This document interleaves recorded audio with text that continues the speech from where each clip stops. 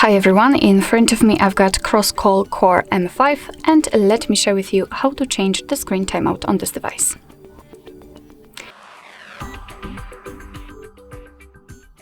So as you can see, the screen in my device blacks out a little bit too fast for my liking.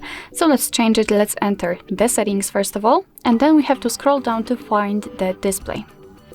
Now let's tap on screen timeout, and as you can see here, we've got some options from which we can choose. At the top we've got the longest option, so the never option, which simply means that our device will never black out. Here we've got relatively short options, and at the bottom the longest one. So all you have to do is to tap on the option like to use, and I will pick 5 minutes. It is immediately marked, so we can go back, and it is also immediately notified right here, which simply means that from now on, after 5 minutes of inactivity, this device will black out. Alright, so that will be all. Thank you so much for watching. I hope that this video was helpful, and if it was, please hit the subscribe button and leave the thumbs up.